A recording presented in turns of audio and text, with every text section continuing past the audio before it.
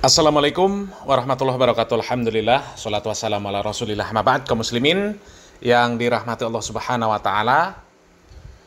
Sholat Jumat kemarin di Masjid Istiqlal itu diimami oleh Syekh Abdurrahman Al-Ausi. Disebut-sebut bahwa beliau ini adalah orang Wahabi. Ya, lagi-lagi Wahabi kaum muslimin. Ya. Ya, sebenarnya standarisasi mereka untuk menyebut Wahabi itu apa? Itu ya Allah, aneh dan membagongkan kaum muslimin ya. Padahal kaum muslimin, kalau kita menyimak video dari Syekh Abdurrahman Al-Ausi, itu ketika mengimami sholat Jumat, bismillahnya dibaca jahar loh kaum muslimin. Nggak sir. Ya. Kemarin ada yang nyentil, katanya kalau bismillah dibaca sir, itu Wahabi. Lah ini dibaca jahar juga masih disebut Wahabi. Ya Allah. Ya, jadi definisi Wahabi itu sendiri sebenarnya juga ya buatan mereka lah, buatan mereka yang nggak seneng dengan dakwah sunnah sebenarnya kaum muslimin ya. Jadi sesuatu yang datang dari Wahabi, ya, kalau sesuai dengan hawa nafsu mereka, mereka pakai, mereka benarkan. Bahkan meskipun itu sudah jelas-jelas menyelisihi jumhur para ulama. Bahkan jelas-jelas bertentangan dengan dalil-dalil yang sahih kaum muslimin ya. Contoh Pak Marzuki Mustamar ketika mengomentari sholat tarawih yang ngebut di Mambaul Hikam, itu jamaahnya disuruh berhusnuzon ya. Barangkali pimpinan pondok pesantren Mambaul Hikam itu pindah madhab, ikut Hanafi, karena di madhab Hanafi itu nggak baca Al-Fatihah nggak apa-apa. Yang penting baca surat Al-Quran yang mudah.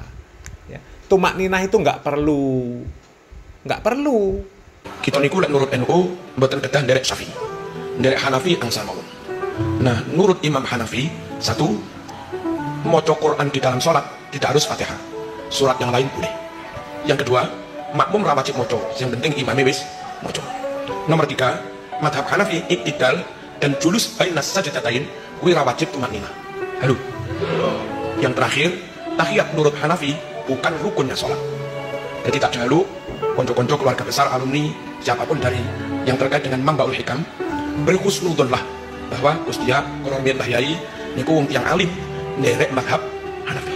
Ojo melok-melok. Oh Ustia is kasai. Coba. Kalau yang sesuai dengan hawa nafsu mereka, mereka ambil. Meskipun itu pendapat imam yang kata mereka Wahabi. Loh, karena madhab Hanafi ketika membaca bismillah itu bismillahnya sir, nggak jahar. Sementara kalau sir katanya Wahabi. Memang kocak ya. Aswaja kocak ya. Dan coba kaum muslimin ya, kita simak sholat Jumat di Masjid Istiqlal yang diimami oleh Syekh Abdurrahman Al-Ausi ya. Kita simak videonya kaum muslimin. Allahu Akbar. Allahu Akbar.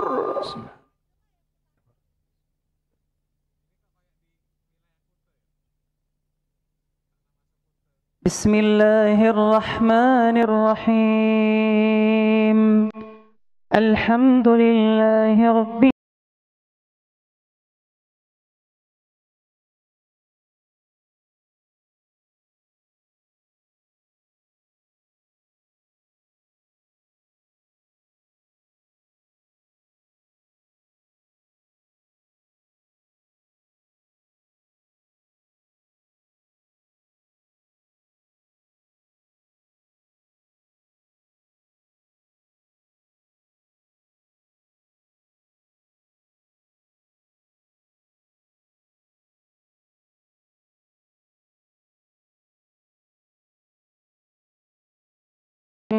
Masya Allah, luar biasa kaum muslimin. Bacaan yang enak seperti ini membuat kita khusyuk sholat di belakangnya kaum muslimin ya.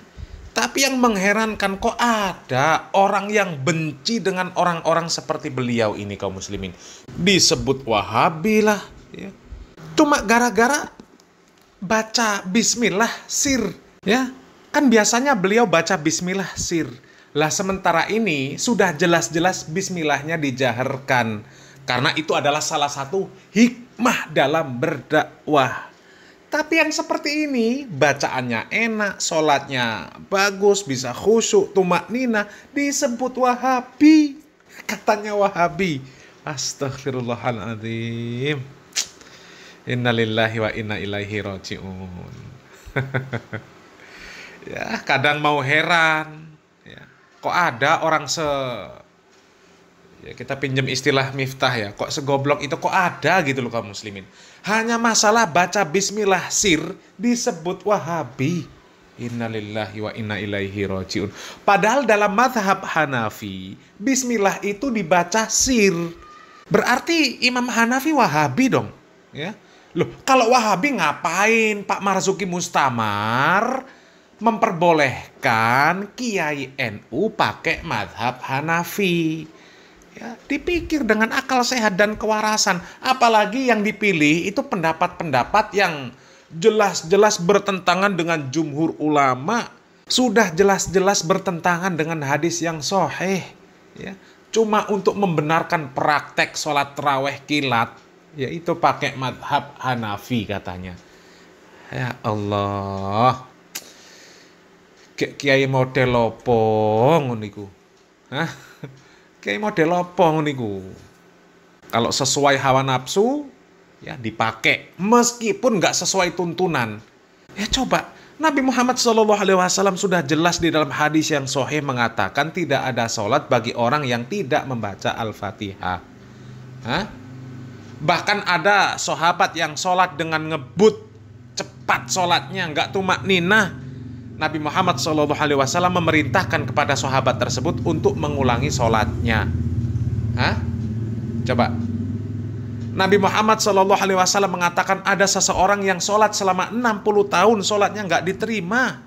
Karena apa? Sholatnya nggak tumakninah. Sujudnya sempurna, rukuknya nggak sempurna. Rukuknya sempurna, sujudnya nggak sempurna. Hah? Dan kata Nabi Muhammad SAW, sekeji-keji orang itu, orang yang mencuri dalam sholatnya, itu pencuri yang paling keji. Ya. Lah ini Pak Marzuki Mustamar kok memperbolehkan ikut pendapat yang seperti itu.